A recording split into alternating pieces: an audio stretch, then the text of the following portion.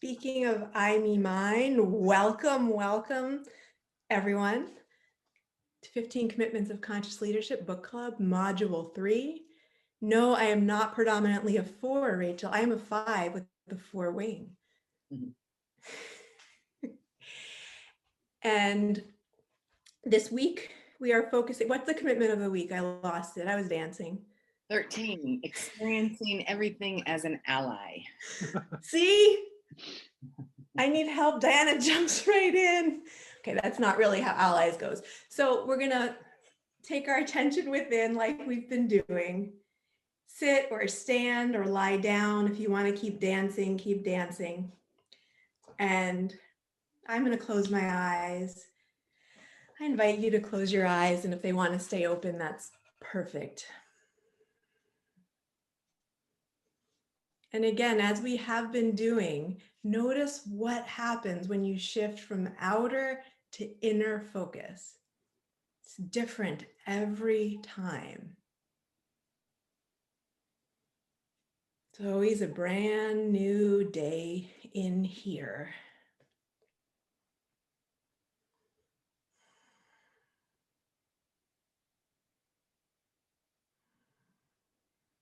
Notice your breath.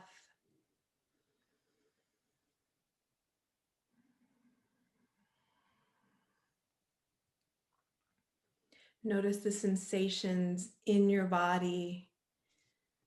Notice the sensations on your body.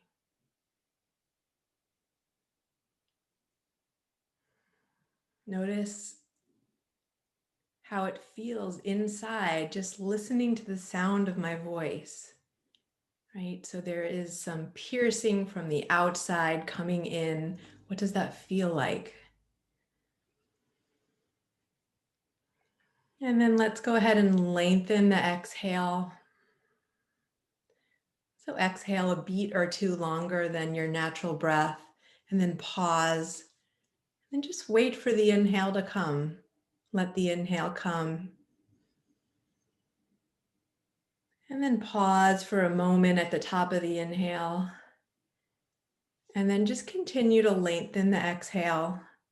Again, a beat or two longer and pause.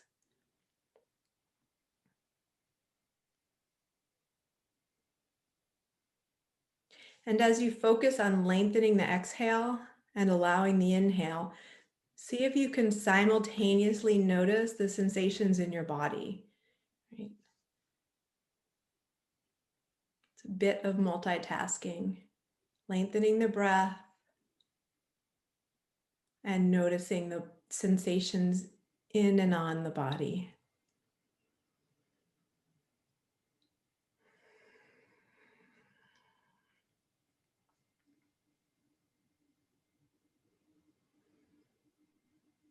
And as we go into the commitment today, this commitment actually, a lot of the way I process how the world is an ally for me is I go inside and I find it inside.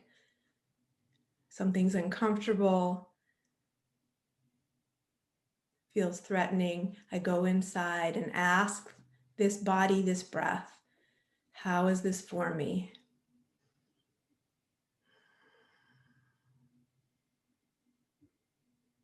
And then just release the focus on the breath, release the focus on the body.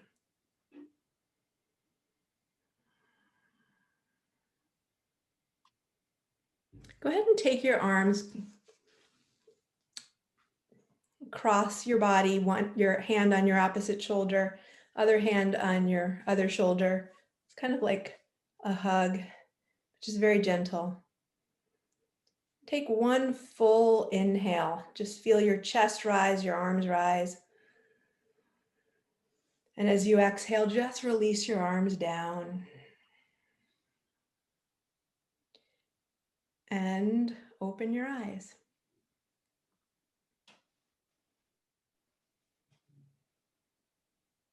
George. Welcome, everyone. Way. We are in week 13 of 15 weeks of book club, and today focusing on experiencing the world as an ally. We'll be here for 90 minutes. If your camera's not already on, I invite you to turn it on and join us for breakout rooms too. and assume you've read the chapter before joining. And just a reminder, we are recording, so if you jump in and participate, that recording will be shared on the course page and with no one beyond the book club. So please keep that course page for folks signed up for the course. And with that, we'll hand it over to Jim and Diana. Welcome, everyone. Good to be with you again. Good to be with you, Jim, in Florida over there. Yeah, suffering as I am. It's beautiful to see flowers in bloom. Mhm. Really beautiful. Okay, so we want to talk a little bit about how it was for you all to practice commitment 12 of experiencing enough of everything. So we're going to put you in triads and have each of you get a chance to say, what have you been learning this past week? What's been any experiences you want to share, any challenges in practicing? Your vulnerability is always very much appreciated. So we'll put you into triads now, and everybody will get 2 minutes, and we'll start with the person with the shortest hair this time. All right, welcome everyone. Well, let's just see if there are any questions about this last commitment, commitment 12, around experiencing enough of everything. Anybody have any follow-up questions and or something you want to share about what happened this last week to the whole group? So Anna's asking a question. Does resting in your enoughness eliminate wanting or desire? Because that seems boring. Emphasis mine, but I think I picked it up. What's your experience, Anna, as you find moments of resting in enoughness? Oh, Is there I still actually desire? hijacked that question from Alex in our trio. So I don't know if she Yeah. wants to reflect, or I'm happy to as well. Okay, great. Yeah, I had an experience of feeling bored and like I wanted to want something specific because that would feel satisfying, but I also sometimes want things that I don't have, and that feels sad or like devastating. Yeah. I love what you're saying. I just want to catch this one thing. Boredom is actually the opposite end of the polarity of not enoughness, especially related to time. So two sides of the time coin are busy and bored. So a lot of times, if you're dancing with, do I have enough time, you'll find that happening, and there's a way to experience a movement through that.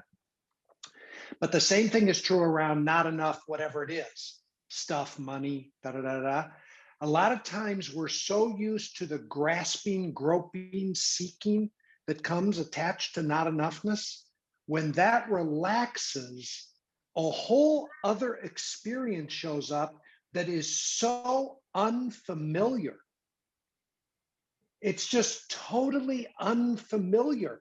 And in my experience of practicing this for many years now, it actually takes a little practice to get unaddicted to all the chemicals of seeking, grasping, groping, pursuing, and just can this relaxed beingness be enough? So what you're describing, Alex, is what people report regularly when they start experimenting with lessening the fixation on seeking, getting, groping, grasping. Mm-hmm. Yeah, there's more there for you to explore. Because then I would say, okay, so now boredom is here. Can you just welcome the boredom? And then if you go back to commitment number 11, it would be, can I welcome the boredom? And then ask this, is the boredom coming from a wanting? a wanting of approval, control, security, separation, or oneness. And you'll find that often that thing we call boredom is coming from a different experience of lack. So that's why 10, 11, and 12 go together. You can start using them to experience what's going on. And the other thing I would just say is, if boredom is a story, and if you could take away the story, I'm bored, what else is here? Because for a lot of us, when we are that grasping, there's a juice that we're used to that's running through us. And so when that juice calms down, there's often like a equanimity that some of us might call boredom. And it's just unfamiliar. And can you relax into that and then see what happens? I would say for me too, that if I notice resistance to enoughness, or there's a sense of boredom, there's a part of me that actually believes I can't handle it. Because for me, in a state of enoughness, it's actually, there's a free flow, gentle, continuous free flow of sexual energy, sexual feelings. And that's also new. It can be, when that's new, I think sometimes that feeling of boredom or resistance can precede it. I experience enoughness as actually a really powerful state. There's another question here from Dominic. I had the question of, what's my purpose if I have enough of everything? Then the purpose comes from, what's your joy? What are your core values? What matters to you? What would delight you? How would you like to play in the world? And Yeah, it's yes. And so those were by me purpose statements to me. So you're at the effect of not having enough. Now you start to realize I have enough. Now you're freed up to play, create, ask yourself, okay, if I'm not missing anything, what do I want to do? And then as we referred, through me, the question is, what does love want to do through me? What does life want to do through me? Not so much what do I want, though that dovetails in, but what does love want to do through me? Because I'm not in need, lack anymore. Now I can be surrendered to be a conduit through which life does something. So the whole game changes. And that shifts from creating a career to a calling. Yeah. Where I'm much more in a mode of listening for what's wanting to, where am I called? Thank you. Mm-hmm. All right, so let's jump into this next commitment. Well, I just want to say one more thing about 10, 11, and 12. Just one more thing, then we'll jump in. Remember, as I've described to you, 10, 11, and 12 is kind of going down into the bedrock of the truth of what you are. Here's what's going on with all three of those. You have momentarily forgotten who you are. In commitment 10, you've forgotten who you are and you've begun to believe you are your story and your thoughts. So commitment 10 invites you back to the truth of who you are. You are that which has no story and needs no story to be. Commitment 10 invites you into a freedom from the mind and its thinking. Commitment 11, you've forgotten that you're already approved of, in control, have a security, oneness, and specialness. You've just forgotten who you are. And so commitment number 11 brings you back to that. And commitment number 12, you've just forgotten that every now moment has enough. So 10, 11, and 12 are the correction for temporary amnesia. You've forgotten the truth of who you are. And so with each of those three, whichever one you want to use, it doesn't matter. You're just reminding yourself of the truth of who you are. And the truth of who you are is free, alive. So now when you're moving through the world and you forget who you are, which we all do, we just forget. Now you have 3 practical tools to remind you of the truth of who you are. If you like an ASME kind of statement, it's not remind you of the truth of who you are, remind you of the truth of what is.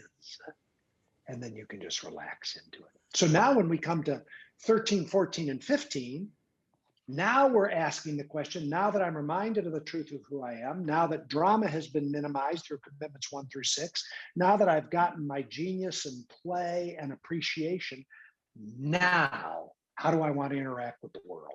And that's 13, 14, 15. So that's what we're setting up now as we round the last corner. Okay, so in commitment 13, when I'm below the line, I commit to seeing other people and circumstances as obstacles and impediments to getting what I most want. COVID is keeping me from what I most want. A lack of time is keeping me from what I most want. Not having the money I think I need keeps me from having what I most want. Being on Zoom keeps me from the connection I most want. All of these things are in the way of me having what I most want. The mindset from below the line. From above the line, I commit to seeing all people and circumstances as allies that are perfectly suited to help me learn the most important things for my growth. So we have our video. Some of you might have seen the video on this commitment, but it does such a good job of articulating the commitment, we thought we'd play it. So George, if you could share your screen. Are you willing to see all people and circumstances as allies? Brought to you by the Conscious Leadership Group. Find them on the web at www.conscious.is. At work and in life, things happen. More specifically, things don't always go the way you want. People don't cooperate and circumstances seem to block your desired outcomes. For most people, this is all part of work and life. When unconscious leaders encounter obstacles and impediments to their desired outcomes, they do one of several things. One approach is to try harder to get the outcome they want. They power up and power through. This can look like having one more conversation to convince or persuade the person who is blocking them from getting what they want. It can look like getting frustrated, irritated, and angry. It can look like gossiping to others to see if together they can remove the blockage or at least feel better in the moment. All of these are just different ways to try to change what's wrong with the person, circumstance, or condition that is blocking them from getting what they want.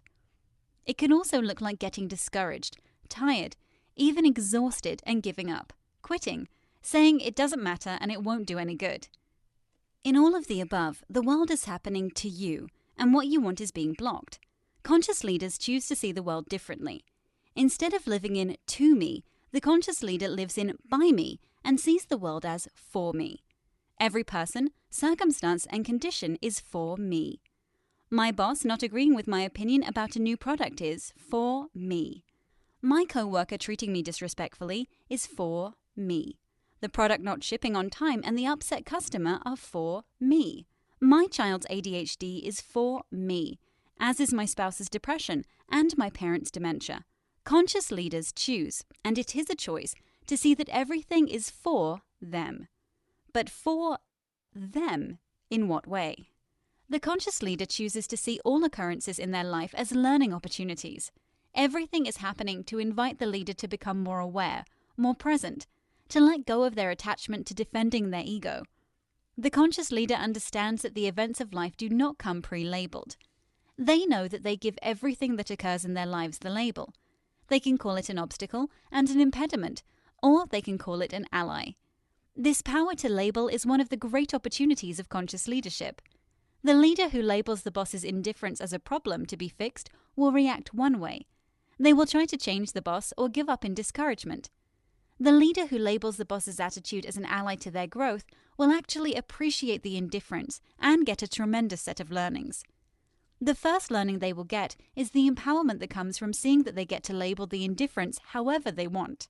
Next, they might see that their relationship with their boss is an invitation to shift from defensiveness to curiosity and from entitlement to appreciation. They might also see that they are still looking outside themselves for approval and security, which always leads to disappointment. They could also get curious about how they are creating their boss's indifference and see if this is a pattern showing up in other places in their life. Life for the conscious leader is one big learning laboratory. Are you willing to see life as an ally?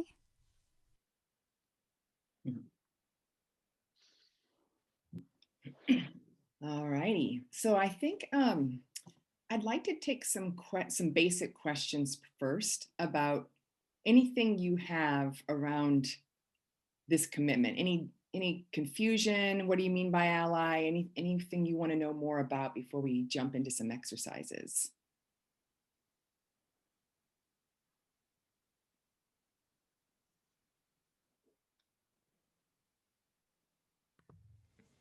Any place where your mind wants to argue? Like, wait a minute, this can't be possible that this particular thing is an ally?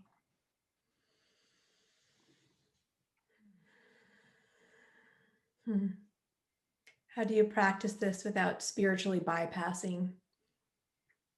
So that is one way that this gets weaponized. And that means that what you do is you use your intellect to create a story, but it's not something that your heart or your body has fully embraced, will be a bypass. So the bypasses just go up here and think, rather than can you feel it in your body? Does the breath open up when you recognize the ally that's here? Mm-hmm. That's why I mentioned during the meditation that I use this being to find it, to see. Yeah. And so somebody asked the question, how does a medical diagnosis, a bad medical diagnosis, how is that an ally? Who had that question? And would you be willing to talk a little bit with us?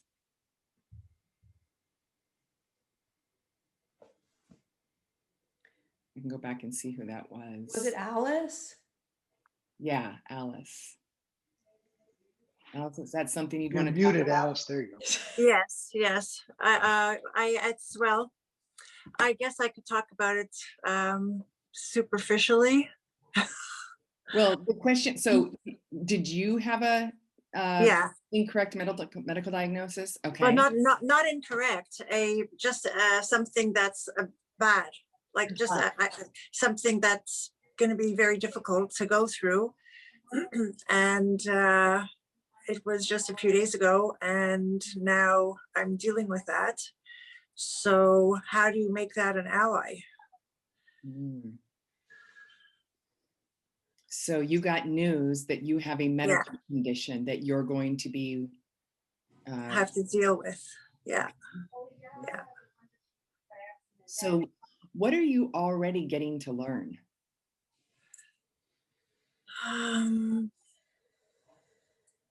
What's already changing? Well, I'm going to have a lot of free time. Okay. I'm uncomfortable because this is being recorded, and everything is very confidential. So I think I prefer to pass. Got it. Thank you. Yeah. So the first question we won't go any farther in the details of it all. But Okay. the first question for you is, would I be willing to see this situation as an ally? Would I be? Yes, I'm willing to see it, to try and see it as an ally. Yes. Would I be willing to try? Right. I always love when Jim says try as wanting credit for something you don't intend to do. Oh, okay. All right. It's very difficult. So the question is, are you willing to see this as an ally? Well, if I say no, then what? Then you get to just celebrate. I'm completely unwilling to see this as an ally. Therefore, I'm committed to seeing this as a frigging obstacle to what I think is best and right for me. Mm-hmm. And then, you can get in the drama triangle about that, and you can have all your stories about that. And I'd recommend you walk around and go, I'm committed to, seeing this as an adversary. Yeah. Yeah. No problem. Yeah. You're just scared. Yeah. Yeah. Yeah. Great. Yeah, Alice, not for you because I appreciate your boundary here around this is current and sensitive. But in general, remember, gang, the book club, which you're in, and now we're in commitment 13, presupposes, which I know about you, Alice, because you've been around us for a long time now, presupposes that you start with the 4 questions, Mhm. right?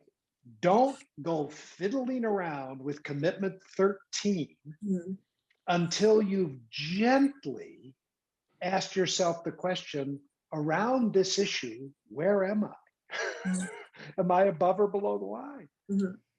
Sounds like you're below the line. You make total sense to me. I've alluded to this aortic thing I've had going, by the way, since I've alluded to it. I've met with a vascular surgeon, nothing to pay any attention to. Everything's fine. Mhm. Test every 6 months.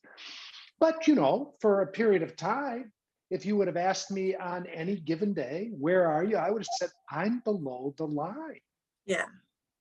I'm scared and like paralyzed scared. I'm believing the thought I have a ticking time bomb in the center of my chest that could rupture or dissect at any Mhm. time. Yeah. So don't talk to me about this being an ally. If somebody tried to say that to me, I'd tell them go fuck themselves when I'm below the line. Yeah. Yeah. So Yeah. first question, where am I? And remember, Mhm. it's great to be below the line. Of Mhm. course I'm below the line. I'm just scared. Second Yeah. question, can you accept yourself for being Yeah. scared? Yeah. That's what we do with you, Alice. We just say, oh my God, of course you're scared. Yeah. And then third question, are you willing to shift? And when news is like coming at you as fast as yours is in the last day or whatever, unless you've practiced a lot, and even still, I've practiced a lot. If we ask you, are you willing to shift? The answer is going to be no. No. Right. Yeah. Maybe even Yeah. hell no. Great. So then you go back to do exactly what Diana said. You just get in the triangle. Mhm. You just let yourself be at the effect of this Mhm. thing. And then after you do that for a while, if you're in a relationship with people like us, then you say, let's ask the 4 questions again. Yeah. And someday you might go, I'm willing to shift. Then we go, okay, great. If that's really true, would you be willing to see this diagnosis as an ally? Mhm. From presence, you'd start to see possibilities. Mhm. But from contracted and below the line, that is spiritual bypass. To me, by the way, spiritual bypass is using the mind to avoid feeling feelings in the body or facing things in your life. Mhm. That's what spiritual bypass is. So you can use all this to not feel feelings. Let your body shake, let it tremble, let it rage, let it do whatever it's doing. And fully face, a doctor said these words. Yeah. Yeah, hang on, go do all that. Yeah. Hopefully in the presence of loving support. Yeah. And then if you get willing to shift, then we could talk about Yeah. what it looks like to see it as now. Don't be in a hurry. Well, that makes a lot more sense to me. You make a lot of sense Yeah. to me, Alice. That Yeah. makes a lot of sense. Yeah. Yeah, we're not going around saying your illness, your diagnosis, your pain, your situation is a gift. That's for each of us to find, discover, be with wherever we are with it. Yeah. I want to address one question that I see coming up here. This is really important to me. Matt asked the question, what's the basis or support for the core presupposition that the universe will provide for us if we allow versus entropy or bad actors causing harm? Okay, Matt and everybody else.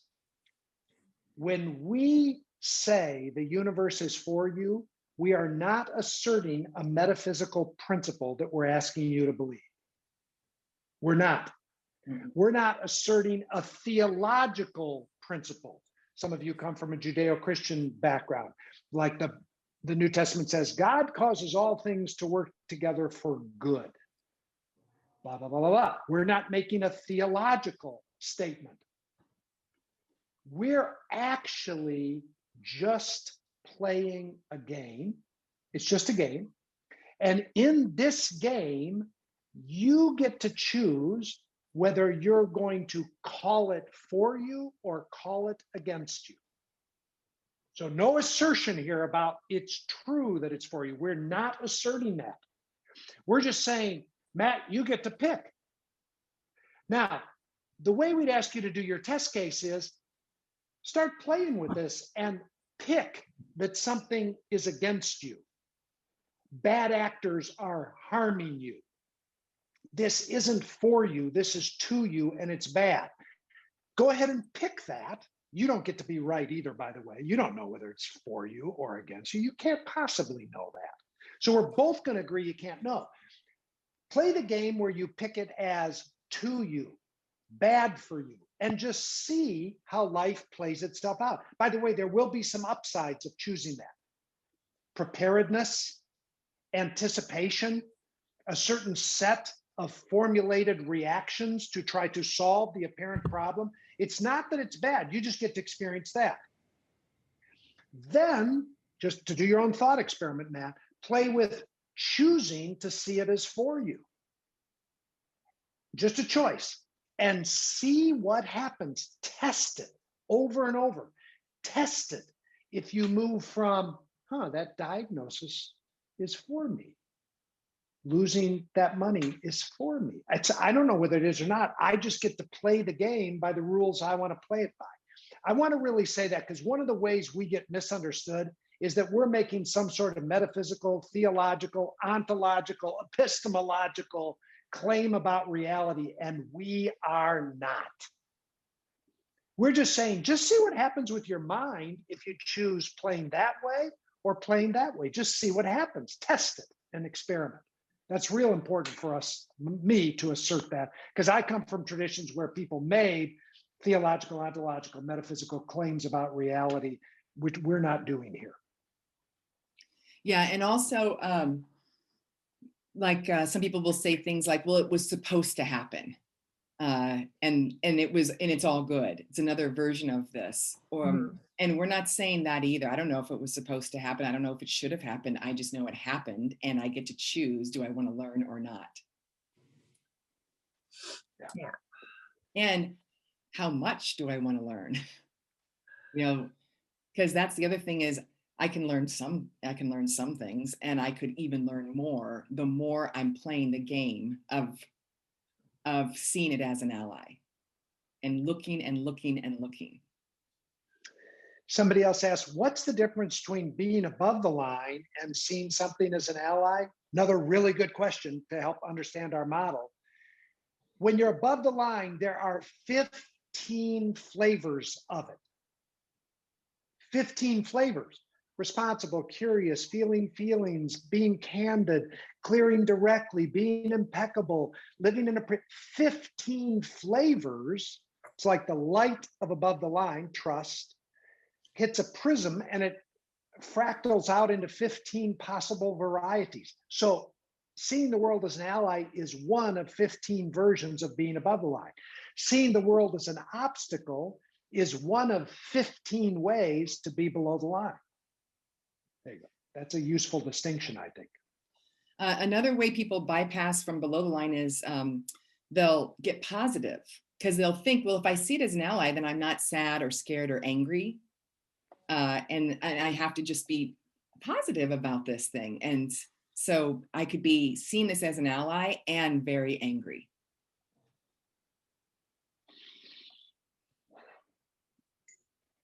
Okay. All right. Linda, I see you're raising your hand. You want to unmute yourself? Sure.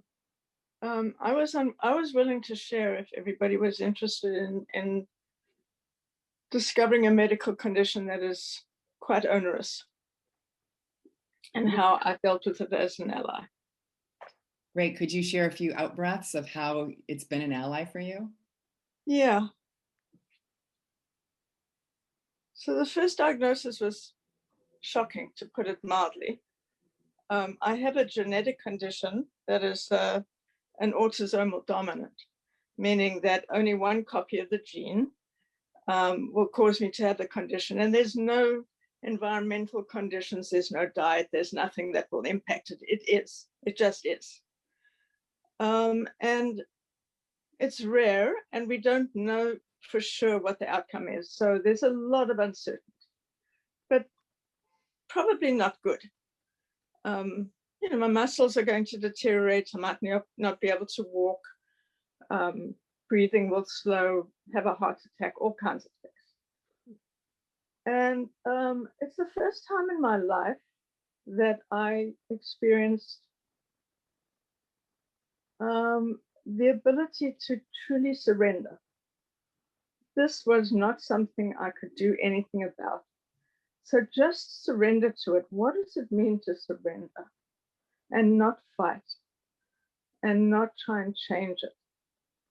And it had a huge impact on my life in terms of shedding things that didn't any longer serve, simplifying my life, getting rid of things that I didn't need or want, getting rid of relationships that didn't any longer serve, spending time on things that were way more important, and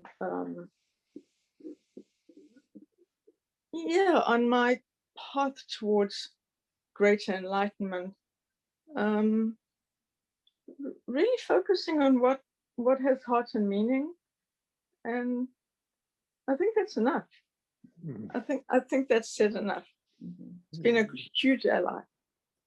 And Linda, I know you well, and I imagine that with all of that awareness and learning, there was still sadness and grief, and you allowing yourself to feel all that as your body is changing.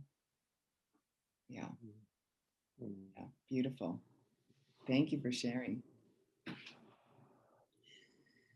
So tune into your own life. What is something that you're seeing as an obstacle, an impediment?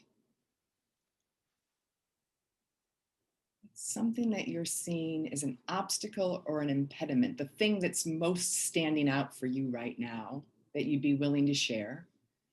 And go ahead and put it into the chat.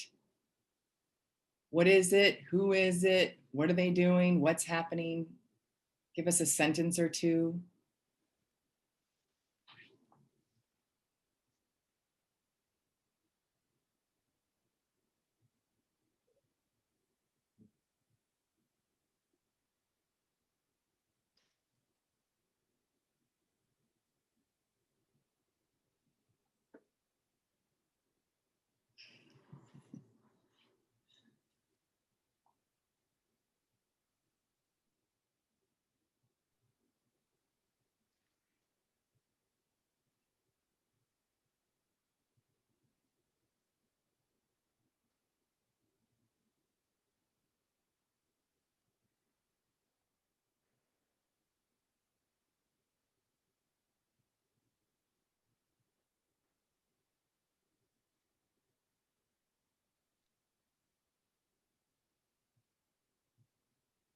So I wanted to be specific as I see some of your examples, like what specifically is happening that you believe is an obstacle?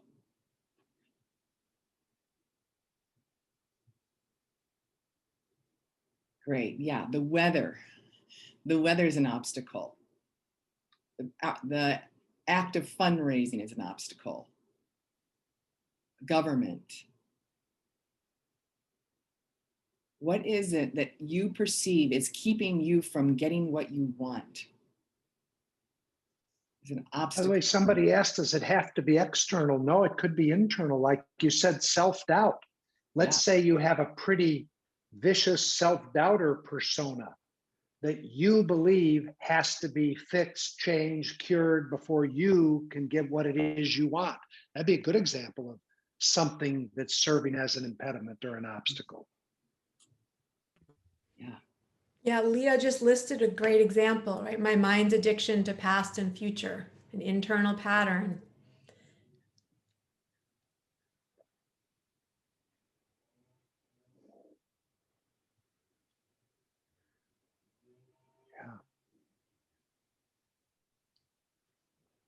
So you're seeing biodiversity loss as an obstacle, Dominic. You're seeing it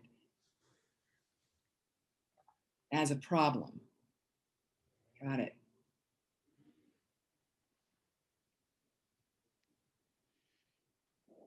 Being on the drama triangle with myself. I'm seeing myself as on the drama triangle as an obstacle to my enlightenment, my peace, my joy, my whatever. Can't have any of those things if I'm on the triangle. So the story says.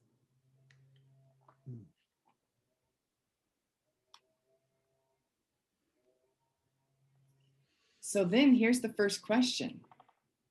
Around what you just said, the first question is, are you willing to experience that person or circumstance as an ally that is here to support your learning and growth? Are you willing to experience this person or circumstance as an ally? Something that's here for you. Something you get to learn that you wouldn't get to learn if this isn't going on.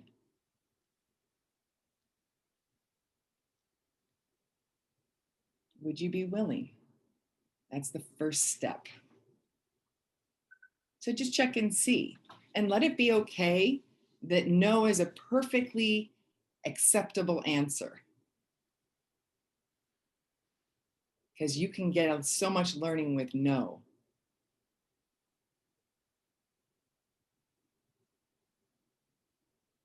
And so if you say yes, then you get to start to look for all the ways this is an ally. And we have a handout that we're going to be using to help support you in looking for the ways that this situation or this person or this symptom in your body or this medical diagnosis or this sign on the path that says I can't walk on the path, whatever it is an ally.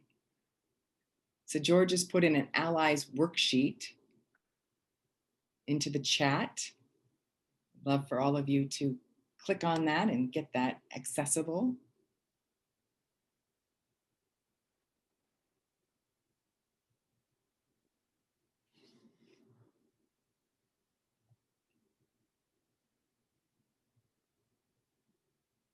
I think it'd be great if we could work with one of you who thinks you're willing to see your situation that you put into the chat. You're willing to see it as an ally.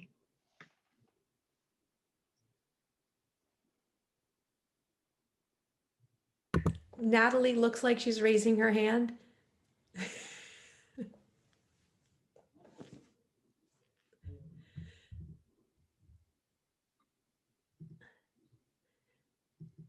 I think you can unmute yourself, Natalie. Perfect.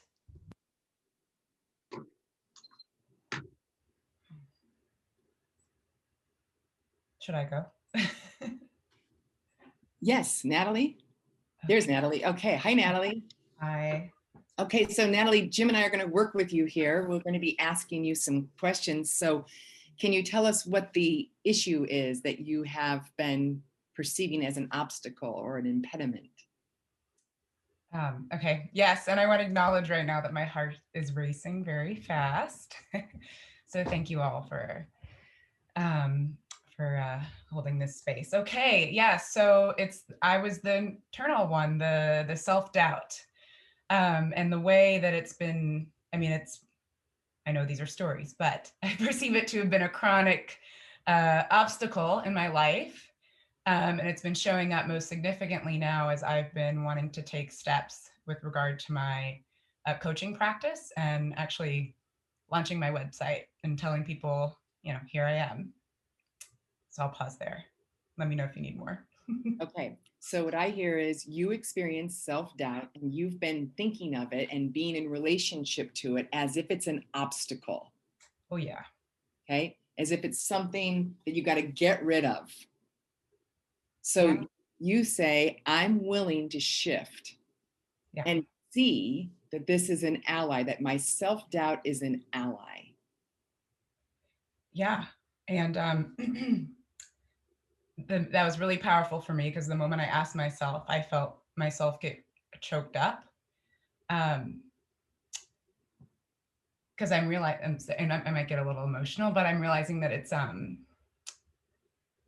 because if I actually see this struggle as an ally, it just feels in conflict with, I guess, this sort of other fundamental, like this belief that I have or story that I'm fundamentally flawed because of this thing that I've been fighting so much and struggling with is actually there for me, then wow. So like that was a really, really, really, really, really powerful moment. I've never asked myself that question about that specific challenge, that specific issue. Beautiful. And I want to just catch this part where you said, I might get emotional. Yeah. How often we don't see our emotions as allies. It's an obstacle to me being able to talk or to look a certain way. Mm-hmm. And so I was just wondering if you'd be willing to see any and all of your emotions as allies. Yeah. Because I mean, well, I'm feeling this sort of flooding up. But the way when, again, I just asked that question when you said that, and I'm thinking, wow, what if this is just a welcome release? You're right. All of a sudden, yeah. So I'm willing to see these emotions as an ally in this process of seeing this long-term struggle as no longer my inner enemy, but an inner ally to becoming who I want to be. Okay, so let's ask the first question is, what is this circumstance here to teach you? What is your self-doubt here to teach you? Oh, what is this self-doubt here to teach me? God, that's hard.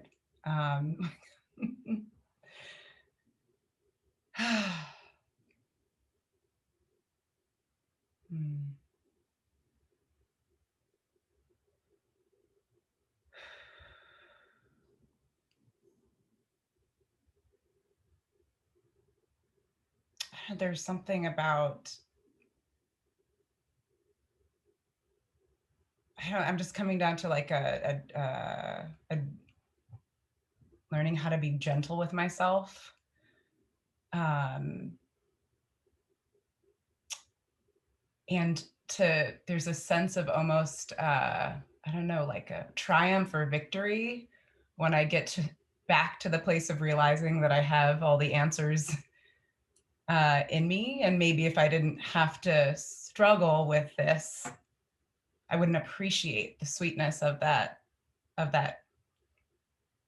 relaxing into, I actually am fine and not flawed and just perfectly, and that I'm stronger than what my self-doubt thinks, or what that story that it's telling me, that these things that I'm scared about, even if they do play out, like it's not going to break me, that just understanding my resilience and strength. Yeah, what I hear, it's like your self-doubt, every time you address your self-doubt, you're building this muscle. It's like a trainer that's training you how to move through it to another space beyond. Yeah. And then I also see it just almost serving, almost like fueling purpose and compassion, because purpose and compassion for others who struggle with it too, and that there's a way that I can see them and connect with them that I couldn't if I didn't really understand that sort of what it's like to have self-doubt be a really big internal ally. Yes, beautiful. Good. Here's another question. What can I only learn from this self-doubt being in my life? What can I only learn from this self-doubt? Can't learn it any place else but with your own self-doubt. I don't know, what comes to me is that that's the story that it's telling me is not true. And I think it's something, it's like that narrative that like, this is so loud that it's only like, how can I articulate it? Like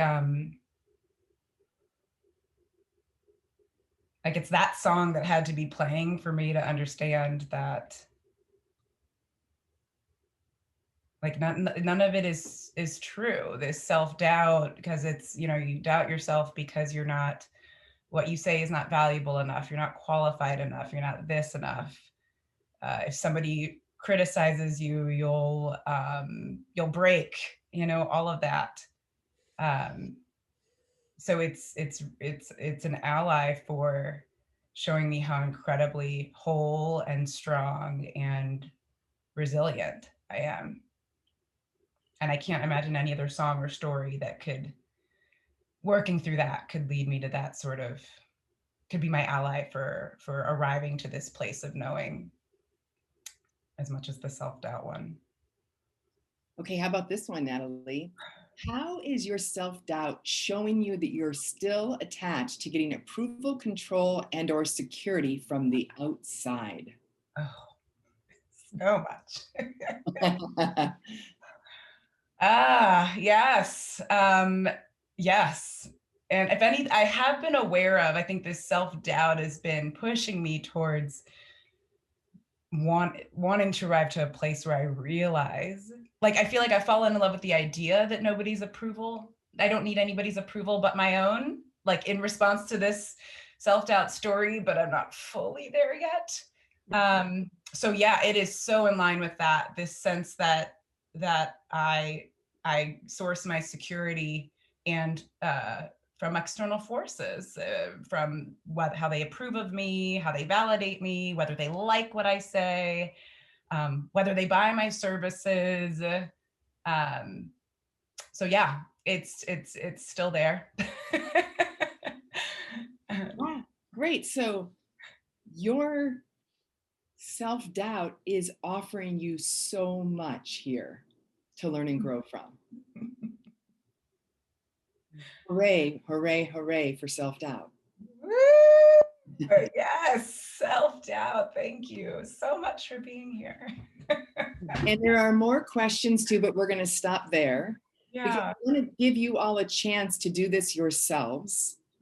So what you're going to do is you're going to go into breakout rooms with one other person, and you're going to tell your learning partner in one out breath, what's the issue that you're claiming is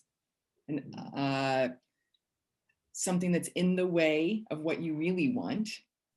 It's not an ally as you've been perceiving it. It's an obstacle.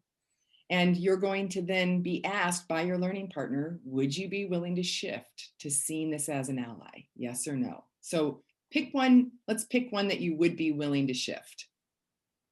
Okay, find something that you believe you're willing to shift. And then you're going to ask these questions of one another.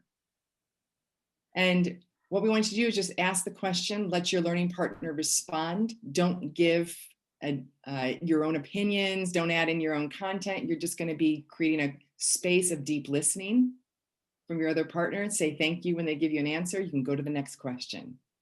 And you can go through as many questions as time allows before we'll ask you to switch to the next learning partner. And then you'll reverse roles and do it again. I want to really encourage you, as the one being asked the questions, to not just check your mind for the answers, to really be open to images that come, to sensations, to emotions, to know that your being speaks many more languages that you might be aware, and they have the answers. So it might even seem odd or don't understand why, but just to be open to that.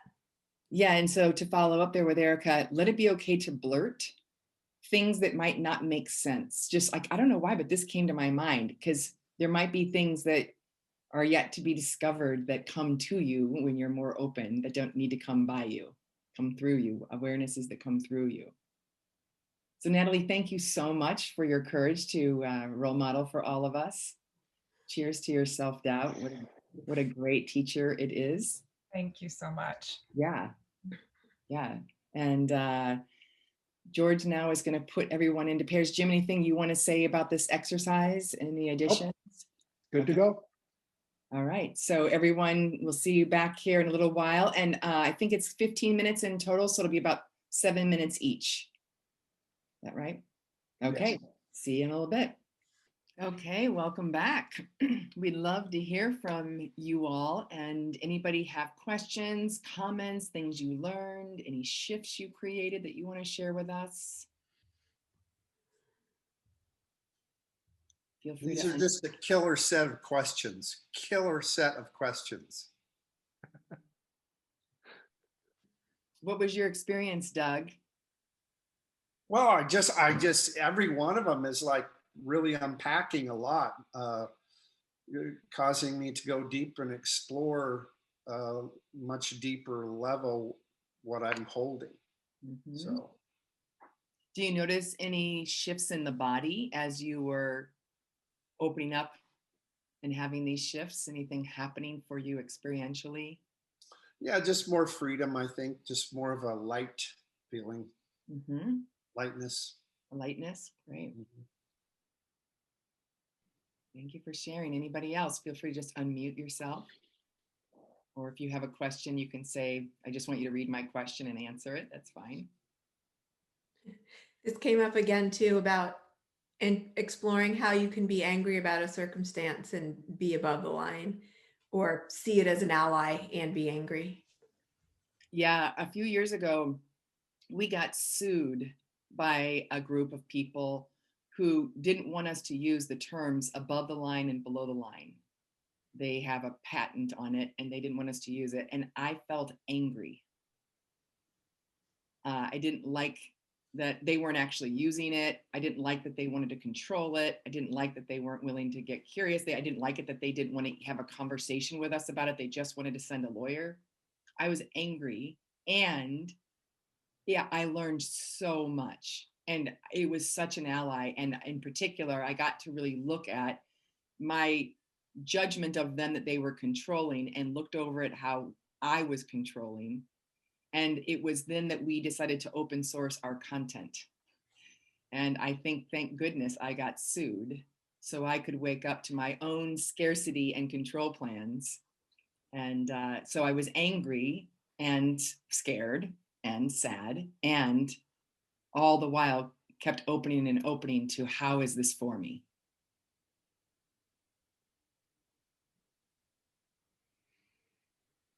Mm-hmm. I'm remembering even a more intense example when I got divorced, and I was in the early days, and there was lots of discomfort, lots of pain, lots of emotions.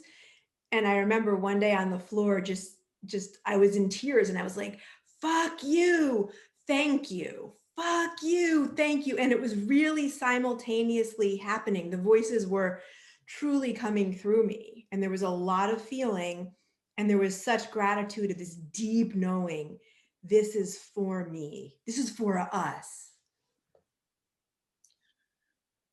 We wanted to check some of you, like Natalie, you gave a great example of where you said, what I like about this experience is it's helping me appreciate or see the opposite, or helping me grow in some opposing way. And that's a great way to look at it, how an ally. But you could also be much more specific. How is the little one who self-doubts, how is she an ally in her self-doubting? Right, so that you don't always have to see it as, well, it's that thing that then I get to feel the positive over here. How is this a positive over here? How do I get to see self-doubt as a great ally in my life? Mm-hmm. Right. What is the essence of the self-doubter? I never want to get rid of that doubt.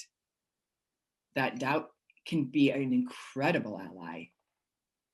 So you could do a persona interview there to go through. There might be more than one self-doubter persona, who knows? And then when you get to the, what is your essence? What is your gift? Not always. Natalie, how old were you when self-doubting showed up?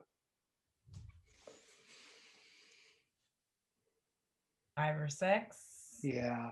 So your assignment would be Find that little 5 or 6-year-old.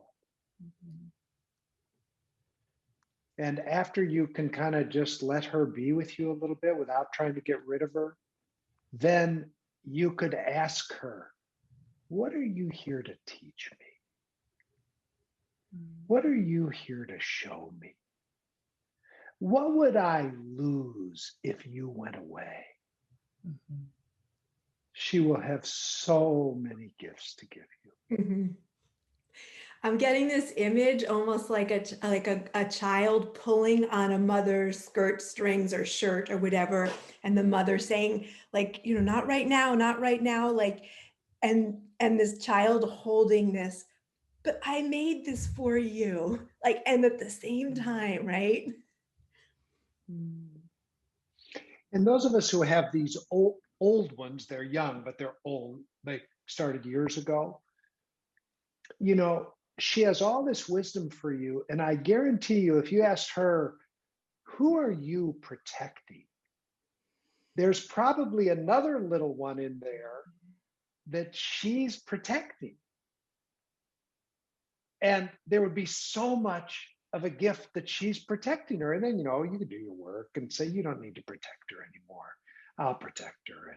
And then the self-doubter can quiet down a little bit. But one of the things you want to say to those kinds of parts are, you never have to go away. You're welcome with me for the entire rest of my life. And then she'll relax a little bit. You know, she doesn't need to, like, those little ones who get rambunctious, you know, it's just because they're seeing the world a certain way and they don't think we're listening. So she just goes, yap, yap, yap, yap, yap, yap. I love how this goes back to our conversation with Jim Cartwright at the beginning. You weren't all on yet, but talking about the shift with learning disabilities, learning differences, and a strengths-based model versus, oh, here's the problem, here's the learning difference, and this is how it can make you stronger through all these challenges you go through, versus, or in addition, what is the strength, the gift that this shadow is asking us to point towards, right? And so it's kind of all coming back of, like, not just this challenging thing that makes us stronger, that shows us this, but in and of itself is bringing this amazing gift, both. Yeah, so you're doing it, Natalie, what you're typing in the chat. You know, after a while you go, oh, little self-doubter, don't go away. I need your wisdom, your perspective. And as she gets that you love her and accept her and see her as an ally, she doesn't need to be quite so vigilant. She can relax a little bit. Mm-hmm. Yeah, beautiful. And we see these personas or parts relax once they have been truly valued. Yes. Truly seen for the gifts they have. That is really the shift for them to relax. And also when you can start to choose where you want to use their guidance. So give them a new assignment so they can give their gift without creating drama. Mm-hmm. I love that. I imagine diligent and meticulous, mindful, steady. So your practice this week is to start paying attention hourly. Where am I looking at things as obstacles, impediments? How am I doing that all the time? Aging, what's in my refrigerator? You know, all the little moments of your day. Oh God, I open up my refrigerator. The obstacle is there's no food in here to make a really great meal. So wait a minute, how is this an ally right now?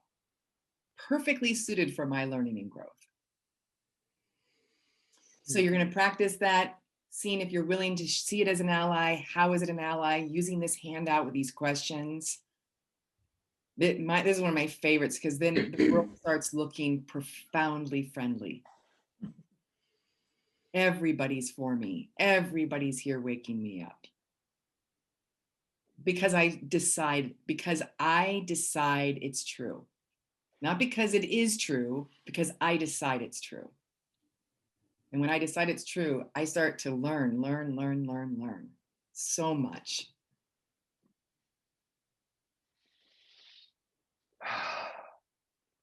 Any final blurts or sharing before we wrap for today?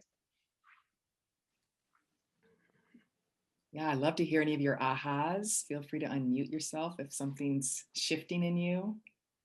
Or I don't get it. I can't possibly see how something's an ally. Hello. Hello. Hi. Just wanted to say thank you. That's what I wanted to say. It's been a wonderful experience. My wife and I have done a few of these, and just been really accompanied a breakthrough in my life that's happened recently. So, thank you all very much. So thank you. You're welcome. I just had a cool, I was trying to send to the whole group, the obstacle is the path, or that which hinders the path is the path. And it ended up going directly to the guy that I was paired up with. I didn't need to do that. Yeah, so that was cool. Yeah, that's great. The obstacle is the path. That's beautiful. All right, everyone. All right, you beautiful beings. Bye-bye. We'll see you next week. Happy practicing. Thank you very Bye. much. Thank Bye-bye. you. Bye-bye. Thank Great you. work. Bye-bye.